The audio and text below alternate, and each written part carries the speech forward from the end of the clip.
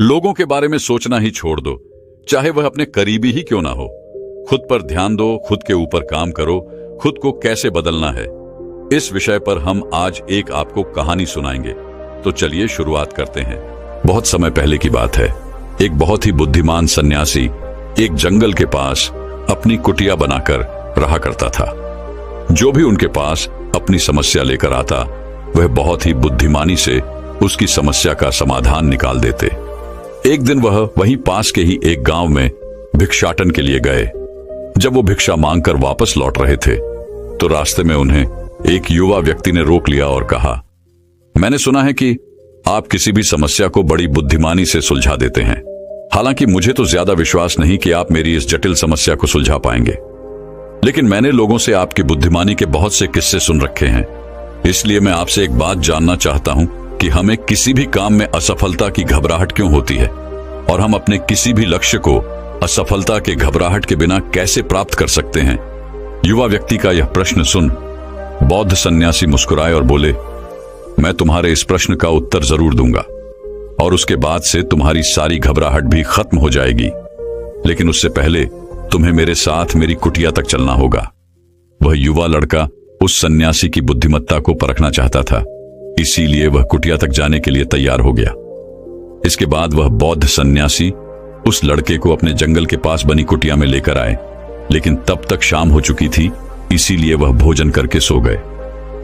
अगले दिन जब वह उठे, तो बुद्धिमान सन्यासी ने उस लड़के से कहा, चलो आज मैं तुम्हें जंगल की सैर करा के लाता हूं। और वह दोनों जंगल की तरफ निकल पड़े। कुछ देर बाद बुद्धिमान सन्यासी ने उस लड़के को एक गुफा दिखाई और कहा, चलो मैं तुम्हें उस गुफा की सैर कराता हूं। लड़के ने कहा, हाँ चलिए, मुझे भी जंगल की गुफा देखने की काफी दिनों से इच्छा थी। इसके बाद वे दोनों गुफा के अंदर चले गए।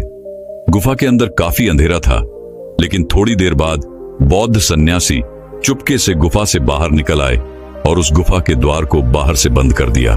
उस लड़के ने गुफा के भीतर से बहुत आवाज दी कि मुनिवर कहाँ हैं आप, कहाँ चले गए, मुझे जवाब क्यों नहीं दे रहे। लेकिन बहुत देर तक कोई जवाब न मिलने के बाद वह घबरा गया और घबराकर गुफा के द्वार की तरफ भागा। जैसे ही वह गुफा की प्रवेश द्वार पर पहुंचा, वह हैरान रह गया। यह क्या, यहां तो किसी ने गुफा के द्वार को बाहर से बंद कर दिया है। अब मैं बाहर कैसे निकलूंगा। अब वह अकेले अकेले उस अंधेरी गुफा में काफी भयभीत और परेशान हो गया। वह सोचने लगा कि कहीं उस सन्यासी ने उसे मारने की योजना तो नहीं बनाई थी। अब वह गुफा में इधर उधर घूमकर बाहर निकलने का रास्ता ढूंढने लगा। वह गुफा में काफी देर तक इधर उधर भटकता रहा, लेकिन उसे बाहर निकलने का कोई रास्ता नहीं मिला। अब उसे जोरों की प्यास और भूख भी लग रही थी, इसीलिए वह शांत होकर एक जगह बैठ गया। तभी उसे एक सुरंग से सूर्य की रोशनी आती हुई दिखाई दी, और उस रोशनी आने वाली सुरंग तक पहुंचना बहुत ही कठिन था, क्योंकि चारों तरफ बस अंधेरा ही अंधेरा था, और वह सुरंग भी काफी ऊंचाई पर थी। पर फिर भी वह तुरंत उठा और अपनी सारी भूख प्यास को भूलकर अपना सारा ध्यान उस गुफा से बाहर निकलने पर लगा दिया। काफी मेहनत और प्रयास करने के बाद वह उस सूर्य की रोशनी आने वाली सुरंग तक पहुंच गया, और कुछ दूर तक उस सुरंग में ही ऊपर चढ़ता गया।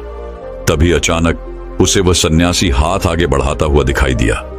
वह लड़का झट से उस सन्यासी का हाथ पकड़कर बाहर आ गया, और बाहर निकलते ही उस सन्यासी को गुस्से से चिल्लाकर कहा, मुनिवर आप पागल हो गए हैं।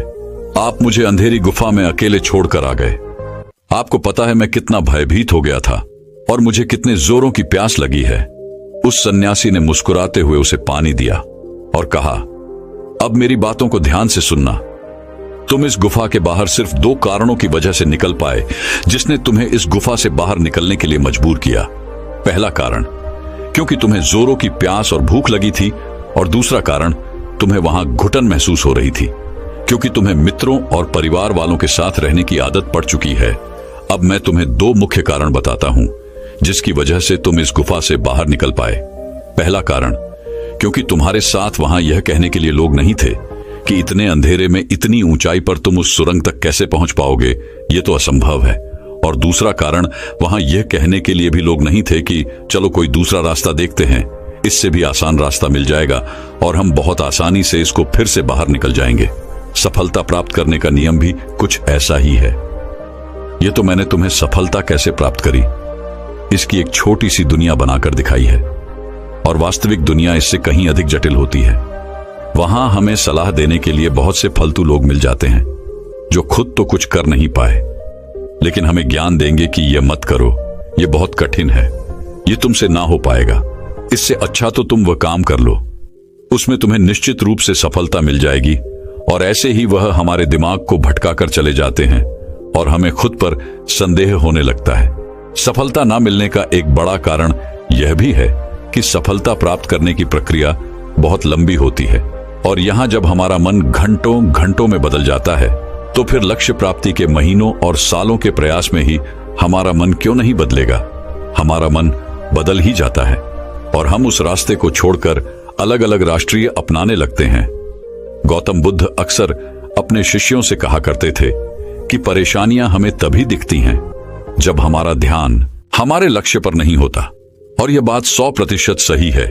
जैसे जब एक तीरंदाज तीर मारने वाला होता है तो वह अपनी एक आंख को बंद कर लेता है और दूसरी आंख से सिर्फ लक्ष्य को देखता है, तब जाकर वह अपने लक्ष्य को भेद पाता है। ठीक इसी प्रकार हमें सफलता का डर तभी लगता है जब हमारा ध्यान अपने लक्ष्य पर न होकर रास्ते पर आने वाली कठिनाइयों पर होता है। तुम इस गुफा से बाहर इसीलिए निकल पाए क्योंकि तुम्हें गुफा के अंदर सुरंग से आने वाली रोशनी के अलावा और कुछ दिखाई नहीं पड़ रहा था। अगर उस गुफा के अंदर प्रकाश होता तो तुम वहां के बड़े बड़े गड्ढों और कीड़े मकोड़ों को देखकर डर जाते और वहीं भटकते रह जाते। इसीलिए अपना सारा ध्यान केवल अपने लक्ष्य पर टिकाए रखो और आसपास क्या हो रहा है, लोग क्या बोल रहे हैं, उस पर ध्यान देना बंद कर दो। तुम्हारे मित्र और रिश्तेदार क्या कर रहे हैं, उन्हें सफलता मिली कि नहीं, ये सब देखना बंद कर दो और केवल खुद के काम पर ध्यान दो। फिर देखना कि जब तुम्हारा समय आएगा तो लोग खड़े होकर तुम्हारे लिए तालियां बजाएंगे। और इतना कहकर वह बुद्धिमान सन्यासी मौन हो गए। उस युवा लड़के ने कहा, मुनिवर, आपने तो आज मेरी आंखें ही खोल दी। आपने कही हर एक बात में ही मुझे बुद्धिमानी नजर आई। आप सच में बहुत बुद्धिमान हैं, इसीलिए सभी आपको बुद्धिमानी का लोहा मानते हैं। मैं आपको वचन देता हूं कि आज से मैं मेरे मन को कभी भी असफलता के डर से नहीं सताऊंगा। मैं अपना पूरा ध्यान सिर्फ अपने काम पर लगाऊंगा और जल्दी ही एक सफल व्यक्ति बनकर दिखाऊंगा। इतना कहकर उस लड़के ने बुद्धिमान सन्यासी का धन्यवाद किया और वापस अपने गांव चला गया। तो दोस्तों, चलिए इसके बाद की इससे भी अच्छी कहानी की शुरुआत करते हैं। पुराने समय की बात है। नगर में रहने वाला सबल नाम का एक लड़का अपनी जिंदगी से बहुत निराश था। उसकी निराशा का कारण यह था कि वह अब तक कुछ भी नहीं कर रहा था। उसके माँ बाप उसे ताने मारते कि तेरे सारे मित्र कुछ ना कुछ कर रहे हैं, लेकिन तू अभी भी घर में ही बैठा हुआ है। मित्रों के बीच भी अक्सर उसका मजाक ही बनता। वह कहीं जाता तो लोग उससे पूछते कि क्या कर रहे हो। उसे यह बताने में बड़ी शर्म आती कि अभी वह कुछ भी नहीं कर रहा। धीरे धीरे उसने रिश्तेदारों के यहां जाना और लोगों से मिलना जुलना कम कर दिया। वह ज्यादातर समय अपने घर में ही बैठा रहता। वह अकेले में रोता, भगवान को कोसता और अपनी किस्मत को दोष देता।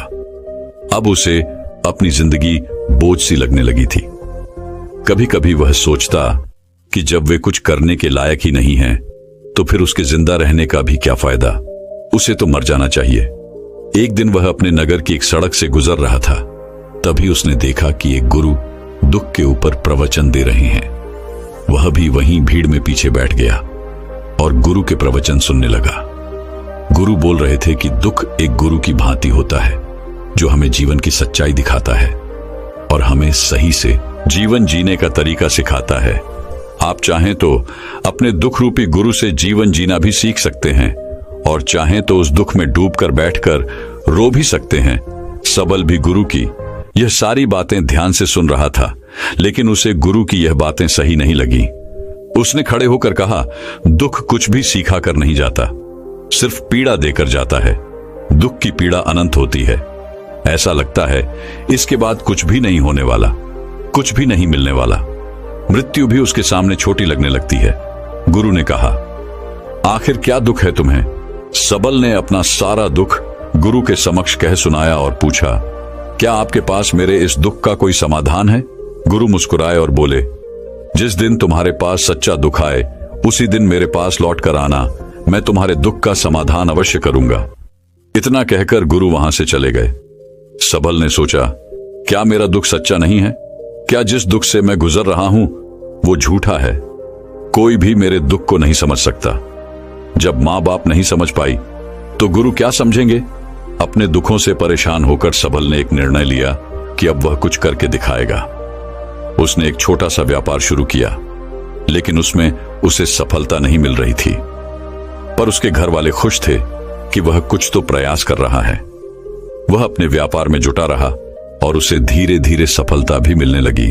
फिर उसने रफ्तार पकड़ ली और सिर्फ 3 साल के अंदर ही वह एक बड़ा व्यापारी बन गया। अब सबल के चारों तरफ ऐसे बहुत से लोग थे जो उसकी चिंता करते थे, उसे पसंद करते थे, उसके काम की प्रशंसा करते थे। अब उसके घर वाले भी उसकी प्रशंसा करते नहीं थकते थे। दिन प्रतिदिन उसके मित्रों की संख्या बढ़ती जा रही थी। अब वह अपनी जिंदगी से बहुत ही खुश था।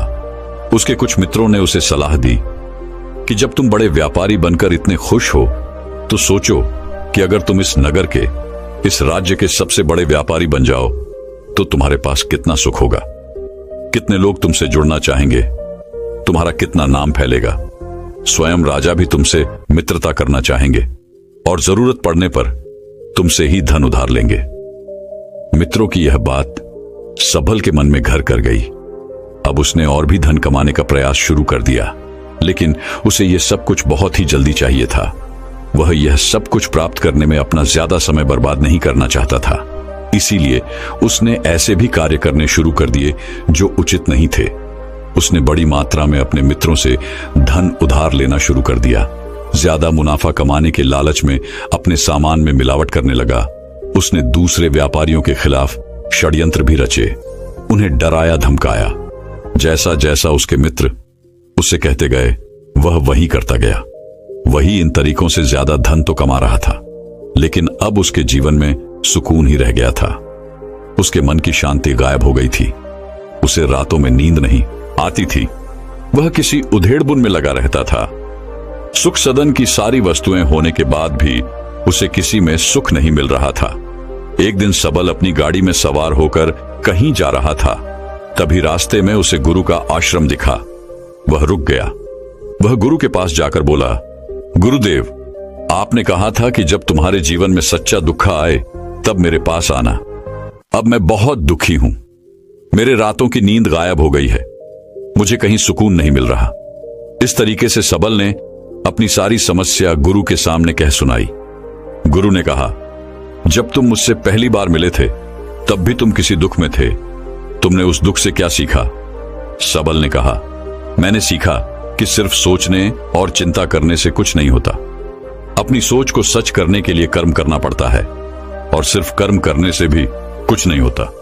अपने कर्म को अंतिम पड़ाव तक ले जाना भी आवश्यक होता है। चाहे रास्ते में कितनी ही मुश्किलें आए, मन कितना ही निराश हो, कितना ही लगे कि अब आगे कुछ भी नहीं होने वाला, तब भी यह मानकर चलो कि मैं जो भी कर रहा हूं उसमें सफल अवश्य होऊंगा। लोग सिर्फ सफल व्यक्ति को ही सम्मान देते हैं। फिर चाहे कोई कितना ही अच्छा क्यों ना हो, वह लोगों की नजरों में बोझ ही होता है। यह सब सुन गुरु मुस्कुराए और बोले, यह असली दुख नहीं है। जब तुम्हारे जीवन में असली दुख आए तब मेरे पास आना, मैं उसका समाधान अवश्य करूंगा। सबल ने जाते समय गुरु को सोने के सिक्कों से भरा एक घड़ा भेंट किया। घड़ा देखकर गुरु ने कहा, यह मेरे किसी काम का नहीं, इसे उस पेड़ के नीचे गड्ढा खोदकर दफना दो। सबल ने गुरु के कहे अनुसार घड़े को पेड़ के नीचे दफना दिया और वहां से चला गया। कुछ दिनों तक तो व्यापार अच्छी तरक्की कर रहा था, लेकिन गलत व्यापार की वजह से ही धीरे धीरे उस व्यापार में घाटा होने लगा। उसकी सारी धन संपदा धीरे धीरे खत्म होने लगी और एक दिन ऐसा आया जब उसके पास कुछ भी नहीं बचा और वह कर्जे से भर चुका था। लेकिन वह निश्चिंत था क्योंकि उसने सारा कर्ज अपने मित्रों से ही लिया था। वह सोचता था कि उसके मित्र बुरे समय में उसका साथ देंगे, लेकिन ऐसा कुछ भी नहीं हुआ। बुरा समय आते ही मित्रों ने ही सबसे पहले अपना उधार मांगना शुरू किया और उधार वापस न करने पर जान से मारने की धमकी भी दी। उसके शुभ चिंतक, उसे चाहने वाले सब उससे दूर हो गए। उसके वो मित्र जो उसके साथ मौज मस्ती किया करते थे अब उससे दूर भागने लगे। उसके परिवार वाले उसे उसकी गलतियां और कमियां गिनाने लगे। उसकी सारी संपत्ति नीलाम हो गई और उसके पास कुछ भी नहीं बचा। उसने अपने पिता से सहायता मांगी तो पिता ने कहा, मेरे पास यह थोड़ी सी ही संपत्ति है, अगर मैं यह भी तुम्हें दे दूंगा तो तुम्हारी मां को कहां रखूंगा? यह संपत्ति ही हमारा आखिरी सहारा है। सबल के भीतर बहुत गहरा दुख था। उसके आसपास ऐसा कोई भी नहीं था जो उसके दुख को समझ सके, उसे संभाल सके। लोगों से मिले इस धोखे और विश्वासघात की वजह से ही वह अंदर तक टूट गया। उसे लगने लगा, अब जीने का क्या मतलब? अब तो मृत्यु ही एकमात्र सहारा है। वह आत्महत्या करने एक पहाड़ी की तरफ जा रहा था कि तभी उसे याद आया, गुरु ने कहा था, जब तुम्हारे जीवन में असली दुख आए तब मेरे पास आना। सबल गुरु के पास गया और अपना सारा दुख कह सुनाया। वह आंखों में आंसू भरकर बोला, मेरे इस दुख का समाधान कीजिए गुरुदेव। गुरु ने कहा, जब तुम्हारे जीवन में असली दुख आए तब मेरे पास आना, मैं उसका समाधान अवश्य करूंगा। सबल ने कहा, अभी जो मेरे जीवन में घट रहा है वह दुख नहीं है। आखिर असली दुख होता क्या है गुरुदेव? गुरु ने कहा, सबसे पहले तुम यह बताओ कि तुमने अपने इस दुख से क्या सीखा? सबल ने कहा, मैंने सीखा कि जो लोग हमारी सफलता, हमारी तरक्की की वजह से हमारे जीवन में आए हैं वह हमें धोखा अवश्य देंगे, क्योंकि वह बुरे समय में हमारे साथ खड़े नहीं होंगे। वह केवल अच्छे समय में हमारा फायदा उठाएंगे और बुरे समय में छोड़कर चले जाएंगे। भरोसा केवल उन्हीं लोगों पर करना चाहिए जो हमारे बुरे समय में, असफलता के समय में हमारे साथ खड़े रहते हैं। लेकिन ऐसे लोग बहुत ही कम होते हैं, पर जिसके पास होते हैं उन्हें उनकी कद्र करनी चाहिए, उनका अपमान नहीं करना चाहिए। मैंने यह भी सीखा कि कभी किसी के खिलाफ षड्यंत्र नहीं करना चाहिए। ईमानदारी और धैर्य के साथ अपना काम करना चाहिए और कभी लालच नहीं करनी चाहिए। अपना सारा दुख और अनुभव बताने के बाद सबल आंखों में आंसू भरकर गुरु के सामने बैठा रहा।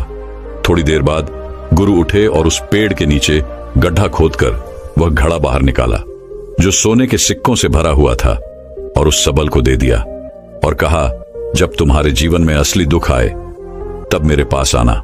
सबल ने गुरु को धन्यवाद दिया और उन्हें प्रणाम कर वहां से चला गया। उसने उस घड़े से एक छोटा व्यापार शुरू किया और वह एक छोटा व्यापारी बनकर भी खुश था। उसने पूरी लगन और ईमानदारी से व्यापार किया। देखते ही देखते वह अपने नगर का फिर एक बड़ा व्यापारी बन गया। उसका जीवन खुशियों और सुविधाओं से भर गया। लेकिन कोई कितना भी अच्छा हो, कितना भी अच्छा काम करे, दान करे, लोगों की मदद करे, लेकिन जीवन में दुख तो आता ही है। तो सबल के जीवन में भी दुख आया। उसके माता पिता एक ही दिन में मृत्यु को प्राप्त हो गए। सबल अपने माता पिता से बहुत प्रेम करता था, इसलिए उसे उनकी मृत्यु से बहुत गहरा आघात पहुंचा। वह उन दोनों के पार्थिव शरीर को शमशान घाट ले गया जहां उनकी अंतिम क्रिया की गई। वहां उसने अपने माता पिता के शरीर को जलते हुए देखा तो उसका मन बेचैन हो गया। उसके अंदर बहुत से प्रश्न उठने लगे। वह घर वापस आया तो उसने अपने माता पिता के घर और संपत्ति को देखा जिसके लिए उसके पिता हमेशा लड़ते रहते थे। आज वो लावारिस पड़ी है। आज उसकी देखरेख करने वाली, उसके लिए लड़ने वाली इस दुनिया से ही चले गए। उसके पिता ने जो भी कमाया था, जो भी बनाया था, वह सब यही रह गया था। एक दिन पहले तक किसी से भी अपनी संपत्ति के लिए लड़ जाने वाले उसके पिता आज खुद इस दुनिया से अलविदा हो गए थे। उसका मन इसी तरह के अनेक विचारों के बवंडर में फंसा हुआ था। उसे अंदर से अकेलापन और डर महसूस हो रहा था। उसे कुछ खालीपन सा महसूस हो रहा था। उसे लग रहा था कुछ तो है जिसे वो समझ नहीं पा रहा। इसीलिए वो गुरु के पास गया। उसे देखते ही गुरु ने कहा, क्या जीवन में कोई दुख है? सबल ने कहा, वैसे तो जीवन में कोई दुख नहीं है गुरुदेव, सब सुख है, सब अच्छा चल रहा है। लेकिन आज मेरे माता पिता की मृत्यु हो गई। इस घटना से मेरा मन बहुत दुखी और बेचैन है। गुरु ने कहा, इसमें दुखी होने वाली कौन सी बात है? एक दिन तो सभी के प्रियजनों को मरना ही है। हमेशा जीवित न तो कोई रहा है और न ही कोई रहेगा। एक दिन तो तुम्हें भी मरना ही है। हो सकता है कल ही मर जाओ या आज भी मर सकते हो। सबल ने कहा, यह आप क्या कह रहे हैं गुरुदेव कि मैं भी मर जाऊंगा? पर मैं तो अभी जवान हूं, गुरु ने कहा। इस भ्रम में तो सभी जी रहे हैं कि मृत्यु दूसरों को आती है, बूढ़ों को आती है, लेकिन बूढ़ों के सामने ही जवान मर जाते हैं, बच्चे मर जाते हैं। मृत्यु का किसी की उम्र से कोई संबंध नहीं, यह तो सबको अपना शिकार बना लेती है। गुरु की यह बातें सबल के मन में घर कर गई और वह चुपचाप वहां से चला गया। लेकिन उसका मन अभी बेचैन था, अब भी अशांत था। वह कुछ खालीपन सा महसूस कर रहा था।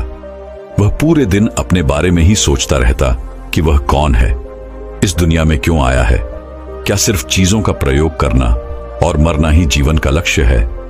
ऐसे ही बहुत से प्रश्न उसके मन में लगातार उठ रहे थे, लेकिन उसे अपने किसी भी प्रश्न का उत्तर नहीं मिल पा रहा था और उसका दुख दिन प्रतिदिन बढ़ता जा रहा था। इसीलिए कुछ दिनों बाद वह फिर गुरु के पास पहुंचा और बोला, गुरुदेव, मैं बहुत दुखी हूं क्योंकि मैं यह नहीं जान पा रहा कि मैं कौन हूं और इस दुनिया में क्यों आया हूं। यह सुन गुरु मुस्कुराए और बोले, आज पहली बार तुम्हारे जीवन में सच्चा दुख पैदा हुआ है। वास्तव में यही है जो दुख कहलाने के लायक है, कि हमें पता नहीं कि हम कौन हैं, क्यों आए हैं, क्या करना है, कैसे करना है। सबल ने कहा, गुरुदेव, मेरे इस दुख का समाधान कीजिए। गुरु ने कहा, हम सभी इंसान जीवन भर क्या इकट्ठा करते रहते हैं? सबल ने कहा, हम सभी इंसान जीवन भर धन, संपत्ति, मान सम्मान, परिवार, मित्र, पद प्रतिष्ठा इत्यादि इकट्ठा करते रहते हैं। गुरु ने कहा, क्या इन इकट्ठा की हुई सभी चीजों में से एक भी चीज हम अपने साथ ले जा सकते हैं? सबल ने कहा, नहीं गुरुदेव, इनमें से कुछ भी साथ नहीं जाता। मेरे माता पिता के साथ भी कुछ नहीं गया, सब तो यही छूट गया, घर, परिवार, संपत्ति, सब कुछ। गुरु ने कहा, अब मेरी बातों को ध्यान से सुनना। इस दुनिया में हमें जो इकट्ठा करना चाहिए वो तो हम कभी इकट्ठा करते ही नहीं। चीजें हमारे सामने ही होती हैं, लेकिन हम उन्हें देखने का प्रयास ही नहीं करते। इस दुनिया में हमें जिस चीज को इकट्ठा करना है वह हम खुद हैं। हमें खुद को ही इकट्ठा करना है ताकि जब मृत्यु हो तो हम एक हो सके और स्वयं को पहचान सके। हम भीतर से बटे हुए हैं, प्रेम में, नफरत में, क्रोध में, जलन में, क्रूरता में, धन में, संपत्ति में, पद में, प्रतिष्ठा में, मान में, पहचान में, धर्म में, जाति में। ऐसे ही सैकड़ों हजारों चीजों और वासनाओं में हम बटे हुए हैं। हम टुकड़ों में जीवन जी रहे हैं। इस बंटवारे की वजह से हमारी चेतना कभी एक नहीं हो पाती। हमारी चेतना शक्ति बिखर गई है, इसलिए हमारे पास इतना भी समय नहीं है, इतनी भी ऊर्जा नहीं है कि हम मुड़कर एक बार अपने भीतर देख सकें। वास्तव में जिस धन की कमी, सुविधाओं की कमी, मान सम्मान की कमी को लोग दुख समझते हैं और जीवन भर उसे दुख दुख बोलकर रोते रहते हैं और उनका समाधान खोजने का प्रयास करते रहते हैं, उन्हें उसका समाधान कभी मिलेगा ही नहीं, क्योंकि जिन्हें लोग दुख कहते हैं वो असली दुख है ही नहीं। वो तो सिर्फ इंसान की चाहत है, उसकी इच्छा है, जिसकी पूर्ति कभी नहीं की जा सकती। इसीलिए यहां व्यक्ति को ऐसे दुखों का कभी समाधान मिला ही नहीं। इसीलिए इन सब के ऊपर अगर अपने दुखों का परम समाधान चाहिए तो सबसे पहले अपने आप को इकट्ठा करो, अपनी ऊर्जा को इस संसार से वापस खींचो और एकत्रित करो। अपने ऊपर ध्यान दो, खुद पर ध्यान लगाओ। मृत्यु से पहले ही अपने आप को पहचान लो, ऐसे ही बिखरे हुए मत चलो। सबल ने कहा, तो क्या गुरुदेव, हमें यह संसार छोड़ देना चाहिए? अपनी सभी इच्छाओं को मार देना चाहिए? किसी से प्रेम नहीं करना चाहिए? धन संपत्ति नहीं इकट्ठा करनी चाहिए? मान सम्मान की आशा छोड़ देनी चाहिए? गुरु ने कहा, एक बिखरे हुए मनुष्य के अंदर से कामनाएं, इच्छाएं और वासनाएं ऐसे ही निकलती हैं जैसे पहाड़ से कोई पत्थर गिर रहा हो, जिस पर पहाड़ का कोई नियंत्रण नहीं है, सिवाय देखने, परेशान होने और कुछ होने के। इसी प्रकार एक बिखरे हुए मनुष्य की इच्छाएं अनियंत्रित और दुखदायी होती है। उसका अनियंत्रित मन कुछ भी इच्छाएं और कल्पनाएं करता रहता है और दुखी होता रहता है। लेकिन जब व्यक्ति एकत्रित हो जाता है तो वह जो भी करता है सब उसके नियंत्रण में रहता है। तब इच्छाएं भी उसकी इच्छा से निकलती हैं। सबल ने कहा, गुरुदेव, आपने मेरे सच्चे दुख का समाधान कर दिया। आपका बहुत बहुत धन्यवाद। आज से मैं खुद को एकत्रित करने का प्रयास करूंगा। गुरु ने कहा, मानो शरीर में बहुत ऊर्जा है, बहुत शक्ति है और यह बेकार के कामों में भटक रह गई है, पृथ्वी की चीजों में लगी रहती है। यह ऐसा ही है जैसे कि एक अत्यंत शक्तिशाली मशीन किसी बच्चे के हाथों में दे दी गई हो और वह बिना सोचे समझे, बिना किसी नियंत्रण और जानकारी के बस इसकी शक्ति को कहीं भी बर्बाद कर रहा हो। इसीलिए अपने चेतना की शक्ति पर ध्यान दो और इसे एकत्रित करो। सबल को अपने प्रश्नों का उत्तर मिल चुका था। उसने गुरु का धन्यवाद किया और चुपचाप वहां से चला गया। दोस्तों, मैं उम्मीद करता हूं कि यह कहानी सुनने से आपके जीवन में अच्छे बदलाव आए होंगे। आपको इस वीडियो से क्या सीखने मिला, ये कमेंट करके जरूर बताएं और अपने परिवार, दोस्तों या आपके करीबी इंसान के साथ ये कहानी शेयर करके उन्हें भी इस ज्ञान से परिचित करवाएं। बाकी अगर आपको ये वीडियो दिल से अच्छी लगी हो तभी इस वीडियो को लाइक कर देना, और आपने अब तक इस चैनल को सब्सक्राइब न किया हो तो चैनल को सब्सक्राइब भी जरूर कर देना। आपका हर दिन शुभ हो और खुशियों से आपका जीवन भरा रहे। धन्यवाद। नमो बुद्धाय।